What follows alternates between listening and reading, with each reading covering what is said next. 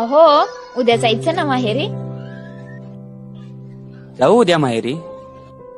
पण काय ग तुम्ही बायका, माहेर म्हणलं की एवढं काय खुश होत आहे? माहेर? तुम्हाला नाही कळणार होतो आनंद.